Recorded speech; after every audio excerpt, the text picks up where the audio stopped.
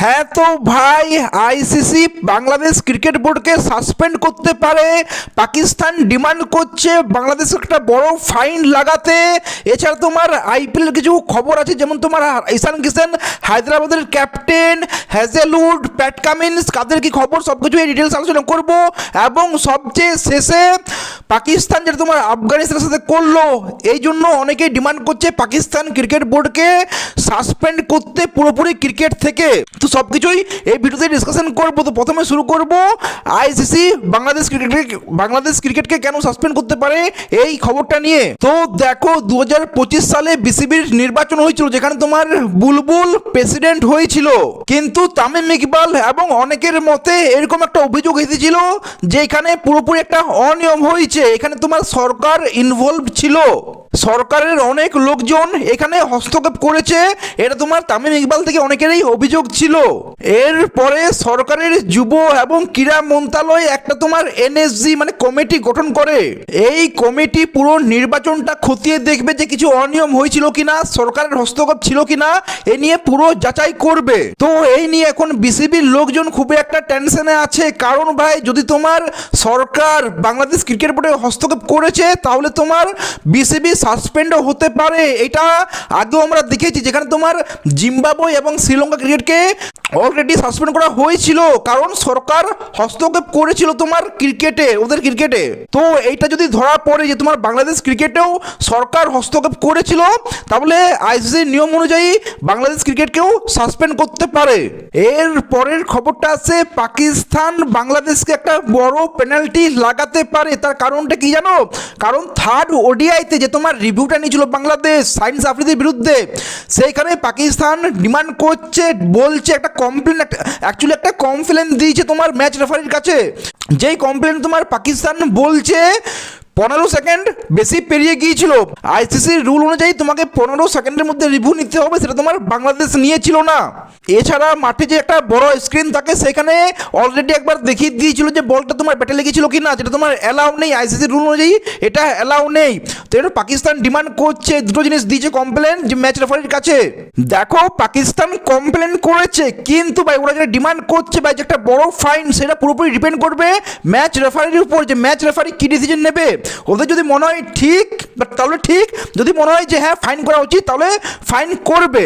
কিন্তু দেখো, সত্যি কথা বলতে কি জানো, পাকিস্তান যে ওডিআই সিরিজ হারলো না, পুরো ফ্রাস্ট্রেট হয়ে গেছে, মাথা খারাপ হয়ে গেছে, ওরাও জানে না ওরা কি বলছে কি করছে, ঠিক আছে? তো এটাই মেন কারণ, আর সেরকম কোনো কারণ নেই। আর আমার মনে হয় না ম্যাচ রেফারি কোনো ফাইন লাগাবে। হ্যাঁ, একটা ওয়ার্নিং খুব জোর দিতে পারে, যেটা আইসিসির রুলসের বাইরে যাচ্ছে, যে তুমি টিভিতে কেন দেখিয়েছো আগে। তো এটার সাথে ভাই বাংলাদেশ ক্রিকেটের কোনো সঙ্গ নেই, তাই না? যাই হোক, এইবারে পোস্টটা দেখো, যেটা তোমার বিরাট কোহলি ইনস্টাগ্রামে করেছে, যেখানে লিখেছে congratulations to Sarfaraz Ahmed on a wonderful cricket career, you serve Pakistan with passion and strong leadership. দেখো, এখানে তোমরা একটু পজ করে পড়ে নিও কি লিখেছে, কিন্তু আমি প্রথমেই তোমাদেরকে বলে দিই, এটা ভাই পাকিস্তানের মিডিয়া খুবই এটা ছড়াচ্ছে, যেটা তোমার একটা ফেক এআই দিয়ে এটা বানানো হয়েছে, এডিট করে বানানো হয়েছে। এটা এরকম কোনো পোস্ট তোমার বিরাট কোহলি করেনি। কিন্তু যাই হোক ভাই, এটা তো পাকিস্তান, এদের নিয়ে কিছুই বলার নেই। যাই হোক, এইবার খবর আসছে ঈশান কিষান সানরাইজ হায়দ্রাবাদের ক্যাপ্টেন হতে পারে এবং অভিষেক শর্মা ভাইস ক্যাপ্টেন হতে পারে। তার কারণ কি? কারণ হচ্ছে প্যাট কামিন্স চোটের কারণে বাইরে আছে, কিছু ম্যাচ সে মিস করবে, আইপিএলের কিছু ম্যাচ সে প্রথমে মিস করবে, এবং প্যাট কামিন্স ফিরে এলে সে আবার ক্যাপ্টেন হবে। কিন্তু ওই কিছু দিনের জন্য তোমার ঈশান কিষান সানরাইজ হায়দ্রাবাদকে ক্যাপ্টেন্সি করবে এবং তোমার অভিষেক শর্মা ভাইস ক্যাপ্টেন করবে। এখন আপাতত এটাই খবরে উঠে আসছে। আর জস হ্যাজেলউড সেও ভাই চোটের কারণে আরসিবির কিছু ম্যাচ মিস করবে, প্রথমের কিছু ম্যাচ মিস করবে হ্যাজেলউডও। এরপরে আমাদের কেকেআর নিয়ে একটা আপডেট উঠে আসছে, যেখানে তোমার ফাফ ডু প্লেসিস, সাউথ আফ্রিকার যে তোমার ফাফ ডু প্লেসিস আছে, ও বলেছে ক্যামেরন গ্রিন টপ 3-তে ব্যাট করতে বেশি ইন্টারেস্ট, টপ 4-এ ব্যাট করতে বেশি ইন্টারেস্ট। মনে আছে তোমার আরসিবির হয়ে ফাফ ডু প্লেসিস ক্যাপ্টেন করেছিল এবং তোমার ওখানে ক্যামেরন গ্রিনও খেলছিল, যেখানে তোমার ফাফ ডু প্লেসিস ক্যামেরন গ্রিনকে নম্বর 5, নম্বর 6, নম্বর 7 খেলেছিল। কিন্তু ফাফ ডু প্লেসিস এখন বলছে যে ক্যামেরন গ্রিন টপ 3, টপ 4-এ খেলতে খুবই ভালোবাসে, ওর খুবই ইচ্ছে যে টপ 3 বা টপ 4-এ যেন খেলে। আর এটা আমরা জানি যে কেকেআর এই বছর টপ 3-তেই খেলবে, যেটা তোমার কেকেআরও বলেছিল টপ 3-তে, কিন্তু টপ 4ও মানে 4 নম্বরও সে খুবই একটা ভালো খেলে, ওর ফর্মটা 4 নম্বর একটু বেশি ভালো থাকে, কিন্তু আমার মনে হয় ও টপ 3-তেই খেলবে।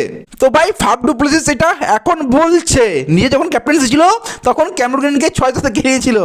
যাই হোক, সবচেয়ে শেষে এবার একটু ডিসকাশন করব পাকিস্তান ক্রিকেটকে ব্যান করা উচিত কেন এই নিয়েই। দেখো, গত রাত্রে মধ্যরাত্রে আমি তখন জেগেছিলাম ভাই, 2-3 সময় নোটিফিকেশন এলো যে পাকিস্তান একটা এয়ার স্ট্রাইক করেছে আফগানিস্তানের একটা হসপিটাল, যেখানে তোমার 400+ লোক অলরেডি মারা গিয়েছে এবং অনেকেই ইনজুরি আছে।